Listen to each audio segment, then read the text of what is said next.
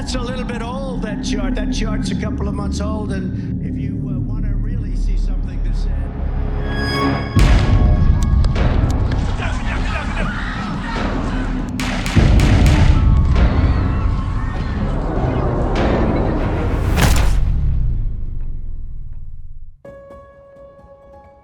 On July 13th, 2024, the former President of the United States, Donald Trump, survived an assassination attempt. He was addressing a campaign rally near Butler, Pennsylvania, when a 20-year-old man, Thomas Matthew Crooks, brought an AR-15 licensed under his dad's name and climbed up a rooftop, preparing a hit on Trump.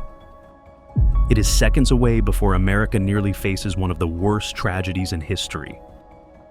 Let's dive deep into how it all went down. A few of Trump's Secret Service agents were near the stage. When facing east, behind the stage, there are 3 buildings where Secret Service snipers are positioned. The attacker would climb the building north of the stage, which is a bottle manufacturing warehouse named AGR International Incorporation. At 5:06 p.m., approximately an hour before the attack, Crooks is videotaped outside the secured perimeter by a citizen taking a crowd shot. At 5:10, police officers twice photographed Crooks near the magnetometers, having appraised him as acting suspiciously.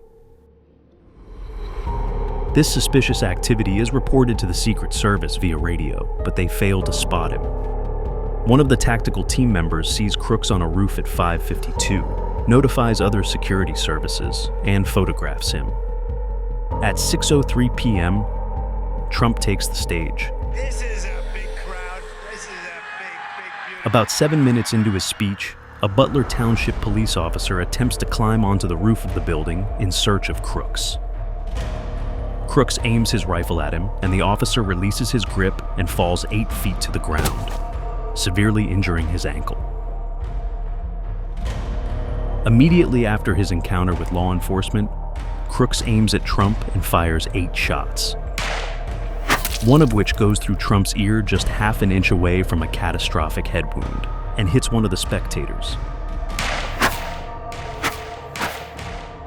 The other missed shots tragically caused casualties among the crowd. A number of them were injured, and about 3 were killed. Bullets were flying around toward the former president and innocent civilians. The North Sniper team is helpless as tree lines are obstructing the shooter. However, the South Sniper team has a clear shot. Approximately 16 seconds after the attack, they'd shoot Crooks down, ending this event.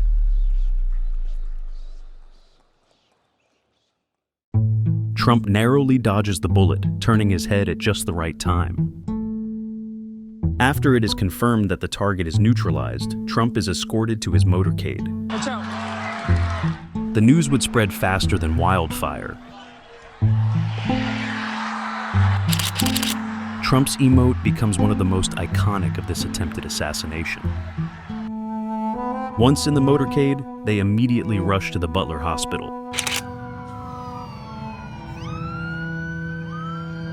Trump survived the attempt made on his life. During an intensive investigation behind this incursion, more unsettling discoveries have come to light. The van Thomas Matthew Crooks used to drive to this location was suspected to be armed with explosives. Soon after the shooting, FBI laboratory staff performed mobile device forensics on his smartphone, which entails defeating the device's security measures.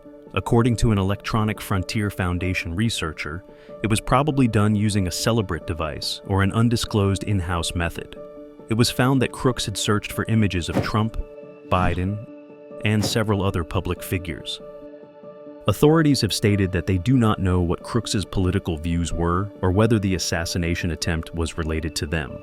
Crooks had no criminal record. He was a registered Republican. His voter registration had been active since September 2021, when he turned 18. Federal campaign finance records show that on January 20th, 2021, when he was 17, Crooks donated $15 to a voter turnout group. Upon further examination, Crooks's earlier life of getting bullied in high school broke through the internet. He was bullied almost every day. I mean, he would sit alone at lunch. I mean, he was just an outcast, and you know how kids are nowadays, so they're gonna see someone like that and they're gonna target him because they think it's funny or whatever. So it's the best way I can describe it. Some say he wanted to kill Trump just to be recognized by people. But there is no clear evidence as to why Crook would devote to murdering a former president. At the time of making this video, the true intention behind this attack is a mystery.